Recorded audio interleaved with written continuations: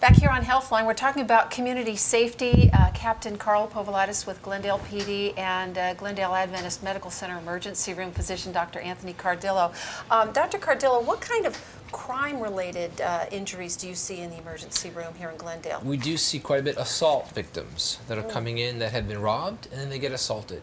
And so our advice is always, if you are, unfortunately, a victim of crime or you're being robbed, don't try to defend yourself. It's not worth it to lose a pocketbook or a watch or so a let them have the purse, let them have the money. Let them have their way. It's not worth your life or your injury. We're seeing an incredible rise. I'm sure the officer can also agree with this, a rise in weapons that are being used. Guns, what kind of weapon? Knives, what kind of guns knives? primarily, yeah.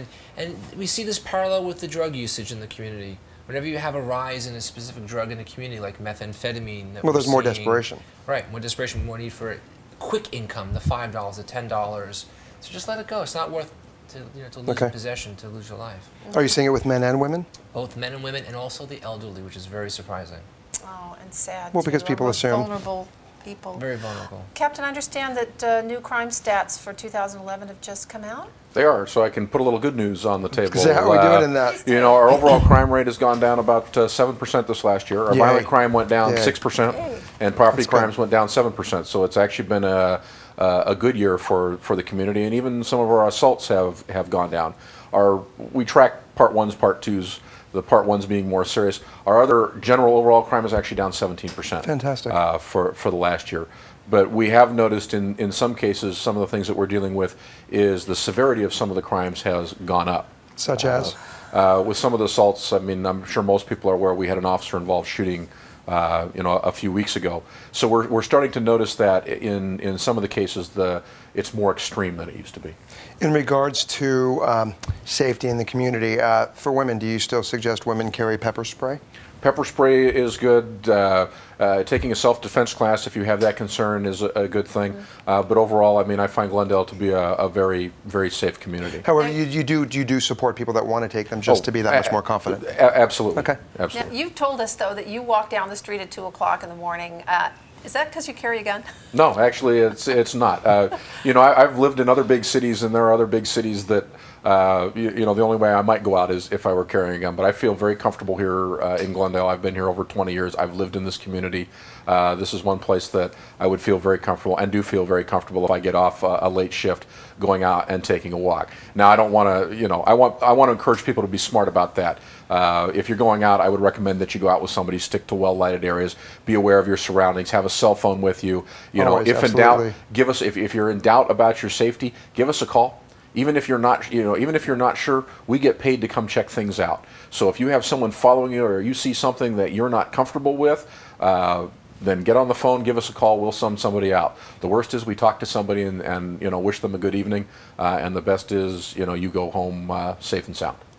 In regards to community service and taking care of ourselves and accidents at home, what are the top accidents you see happen in people's homes? Yeah, well, you can break into elderly and then young children and adults doing silly things in their house, falling off of ladders, things like that. But for elderly and young, that's how we break it up. For the elderly, make sure you're looking at your carpets on the floor. Because people trip and fall. They trip and fall, and hip fractures can be a very deleterious thing for an elderly person. So scope out your house. Make sure there are no areas where high-risk behaviors can happen, like tripping on a carpet, tripping on a table, things of that nature.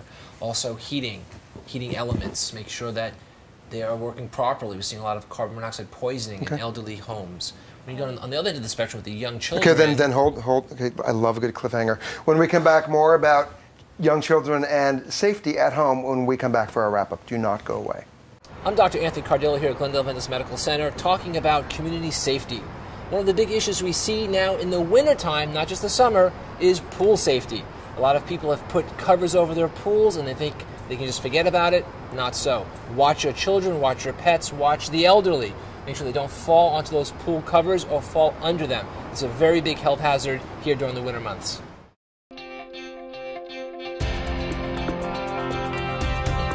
I am a swimmer. I am a dancer. I am a mother. I couldn't be me without the Spine Institute at Glendale Adventist. Their renowned specialists provide everything from physical therapy to advanced surgical techniques for your neck and back pain. Glendale Adventist Medical Center, helping you get back to life.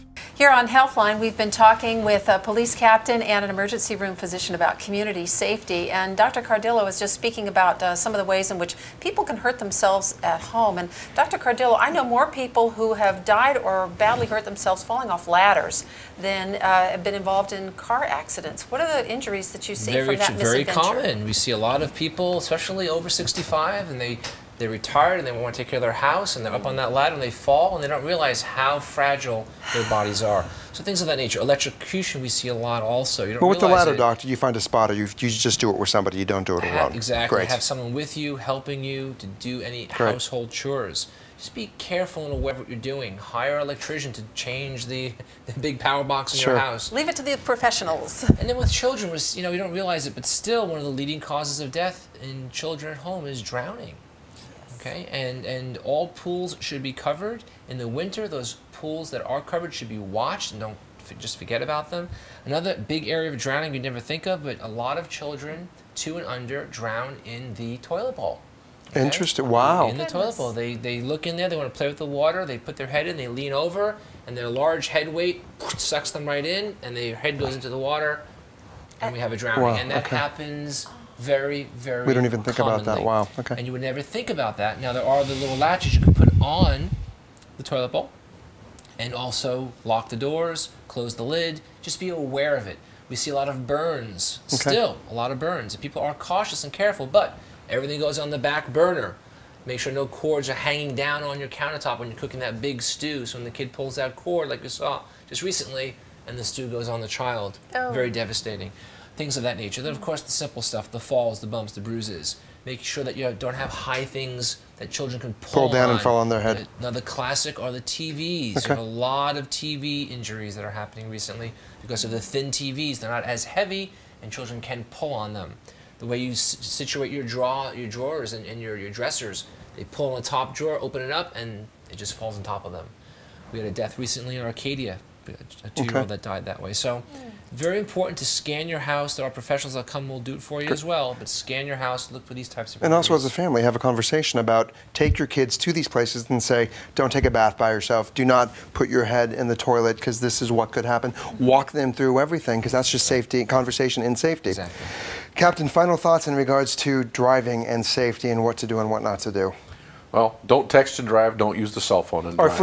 Are flip-flops safe or not safe? I would not recommend them. Okay, and is driving drunk worse than driving and texting? They're both as bad. Okay, glad I'd ask. And mention again the website that the Glendale Police Department is offering about distracted driving. It's d2dglendale.org, so it's a resource for everything related to distracted driving. Gentlemen, thank you so much for saving lives and sharing with us how to save our lives. We hope you wrote down everything you heard here, because bottom line is our mission is to bring you safety and create a healthy lifestyle. It's not that important. You can wait until you pull over, and also when you're texting and walking, you can walk into a pole like, yes, I have. Or walk into a fountain like that lady did on the surveillance video at the mall. You looked good. You looked good at the mall, Suzanne. Okay, remember the most important conversation you're going to have is about you and your health, so have a great one. We will see you next time. Good night.